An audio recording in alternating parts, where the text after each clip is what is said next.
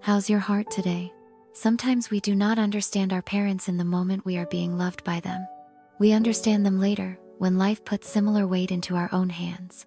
A father's care can be easy to miss when it arrives as routine, correction, or tired silence instead of tenderness we already know how to recognize. Tonight's letters are for the people who grew older and looked back with softer eyes. They are about fathers, but also about timing, memory, and the strange ache of realizing someone loved you in ways you were too young to name. Let's begin with a letter from someone who thought their father was distant until adulthood translated him. I did not think my father and I were close until I started becoming tired in the same places he used to be. When I was growing up, he was always there, but not in the way people usually mean when they tell warm family stories. He did not sit on the edge of my bed and ask what I was afraid of. He did not hug often. He did not say, "I'm proud of you," every time I needed to hear it. He woke up early, went to work, came home smelling like sun and engine dust, washed his hands for a long time at the sink, and asked practical questions. Have you eaten? Did you finish your homework? Why is that light still on? As a teenager, I mistook that rhythm for emotional distance. My mother was easier to read. Her love sounded like concern. My father's love sounded like reminders. If he entered my room, it was usually to fix something, carry something heavy, or tell me to sleep earlier. Even on good days, I felt like we stood near each other instead of with each other. The thing is, he was not cruel. He was just built from a generation that turned care into function. He repaired what broke. He paid what was due.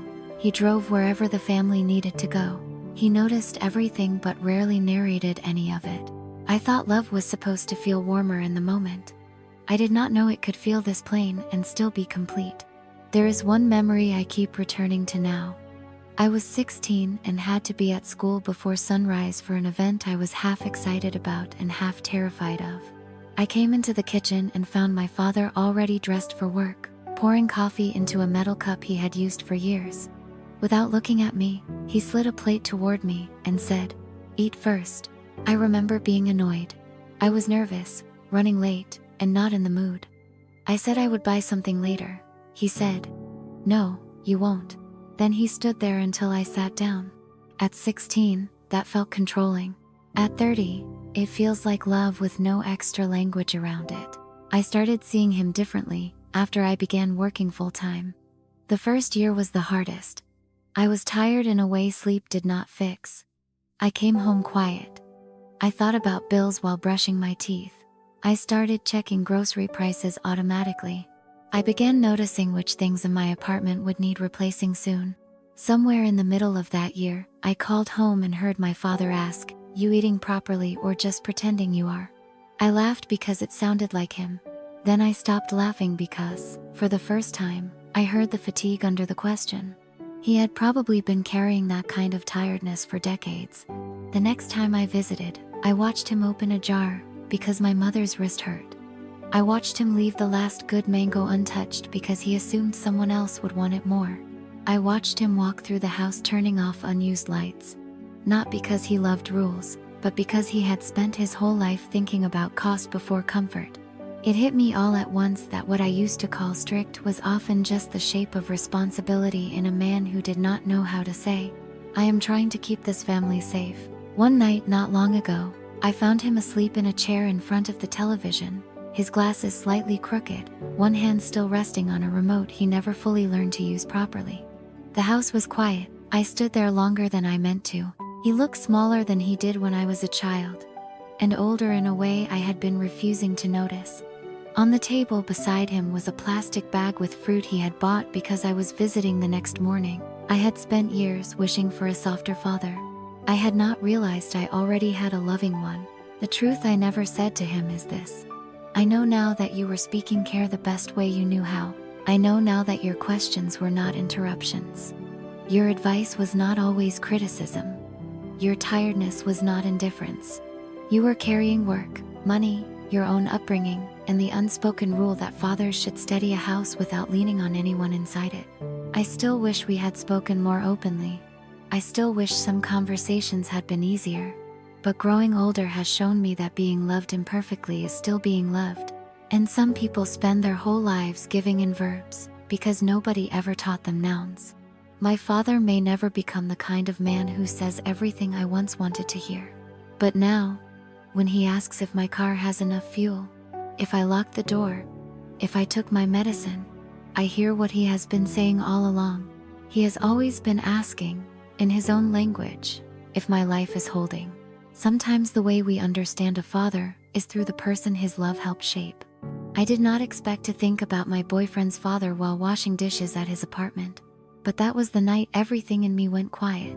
We had finished dinner, nothing special: rice, leftovers, cucumber salad, the kind of meal that says two people are comfortable enough not to perform for each other.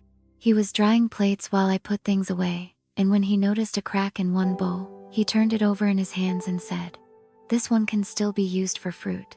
It was such a small sentence, so practical, so immediate, and for some reason, it pulled a story out of him. He told me his father never threw things away too quickly. Containers became storage, shirts became rags. Broken stools became wood for another repair. He always said if something still has use, respect that, my boyfriend said, then smiled in a way that looked both fond and far away. I had met his father only a few times. He was quiet, polite, and had the kind of face that looked serious until you noticed the gentleness hiding behind it. The first time I visited their family home, his father asked whether I liked papaya and then cut one up for everyone without waiting for an answer. During dinner, he barely spoke, but my boyfriend somehow relaxed more in that house than anywhere else. I noticed it before I understood it. That night in the apartment, I started seeing pieces connect. I thought about how my boyfriend always checked whether I had eaten, even when he was upset. I thought about how he folded shopping bags into neat triangles, how he automatically took the seat facing the door in unfamiliar places, how he fixed loose cabinet hinges within an hour of noticing them, how, when I once had a fever, he did not give a dramatic speech about taking care of me. He just arrived with soup, electrolyte packets, and a charger because I had mentioned my battery was low.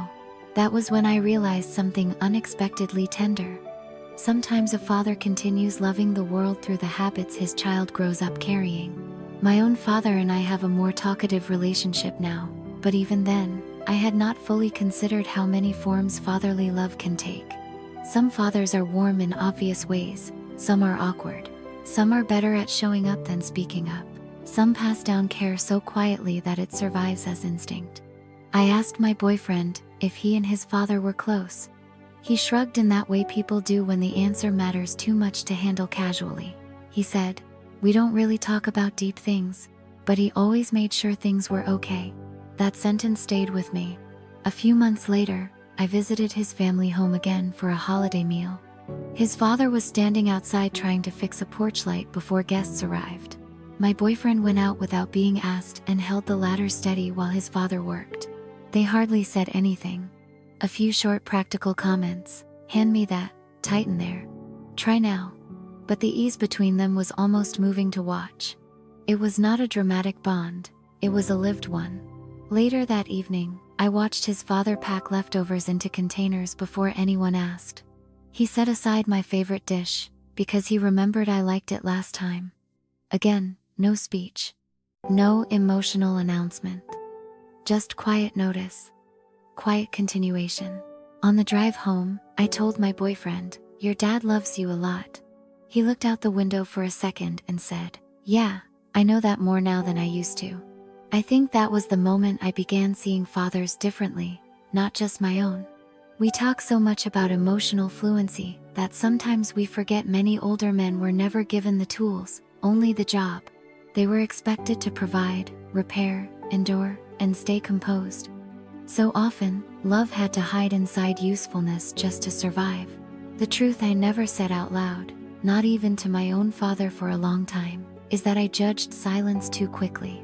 I thought if affection did not look emotionally polished, it must be lacking. But I have learned to pay attention to steadiness. To the man who drives across town without making a scene.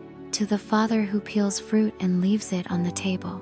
To the one who remembers your schedule, notices your tired face, replaces the porch light before you get home, and asks if you need gas money in a tone that pretends not to be tender. Loving someone well is not always elegant. Sometimes it is inherited in gestures. And sometimes you recognize a father most clearly in the quiet ways his child already knows how to care. It is a strange thing to grow older and realize your father was a person long before he was your father. For years, I only understood him as the fixed role he played in my life, the one who came home at the same time, the one who preferred the same chair, the one who asked if doors were locked, the one who disliked wasting food and hated unnecessary spending and could turn any car ride into a lesson about planning ahead. To me, he felt permanent. Not simple exactly, but finished. Like adulthood had always fit him. Then he retired. I did not expect that to change the way I saw him, but it did. Without work organizing his days, parts of him became visible that had never had room before. He started lingering over breakfast. He watered plants too carefully. He asked me how to use video call filters, and then laughed harder than I had heard him laugh in years when one of them put cartoon glasses on his face. It was disorienting in the sweetest way. But the biggest shift came one afternoon when I was helping him clear old drawers. We found a faded envelope full of small photographs, receipts, and folded papers. In one photo, he was younger than I had ever really imagined him being. Not young for a father, just young. Thin, serious, standing next to a friend with his shirt sleeves rolled up, looking like someone who still believed life had not yet chosen its final shape. In another, he was on a cheap motorbike I had never heard about. There were ticket stubs from a trip he once took before marriage. A handwritten list of expenses from a year when money must have been painfully tight. A sketch of a furniture idea he had apparently wanted to build. I kept looking from the photo to the man sitting beside me on the floor. "Why didn't you ever show me these?" I asked. He shrugged and said, "Didn't think they mattered." That answer did something to me. Because of course they mattered. They were proof that before he was the man reminding me to save receipts and check tire pressure, he had been a son, a friend, a worker trying to become stable, a person with private hopes and unfinished ideas. He had once been uncertain. He had once wanted things he never brought up again. He had once been more than the role I met him in. We kept sorting. He told me small stories, never in order. A job he hated. A room he rented with terrible ventilation. A friend he lost touch with and still wondered about. A year he almost moved away but decided not to because his parents were getting older. He said these things plainly, almost carelessly, but I felt like I was being allowed into a part of him that had existed beside me for years without introduction. Later that evening, I noticed his hands while he was washing cups. They looked older than I remembered, veins more visible, movements slower. One finger slightly bent from an injury I had stopped asking about years ago, because it had become part of the scenery of him. I suddenly felt ashamed of how automatically I had received his presence. How often I had spoken to him only as the person available to help, explain, or pay attention. The truth I never told him is that I did not know I was allowed to grieve him before losing him.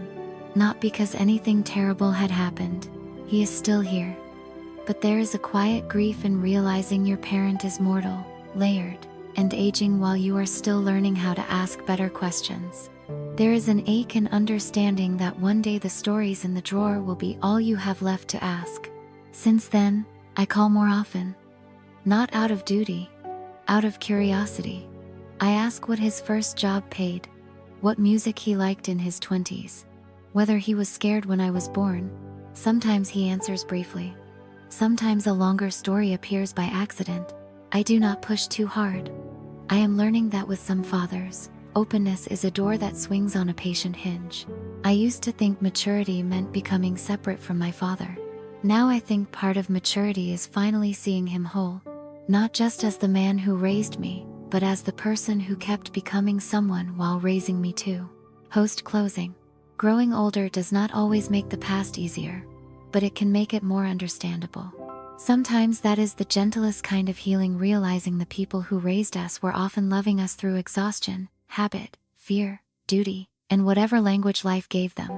If someone came to mind while listening tonight, maybe sit with that feeling a little longer. Maybe say the small thing while there is still time to say it in an ordinary voice. And if these letters gave you something soft to carry, I hope you'll stay with Mind Light and return whenever your heart needs a quieter place.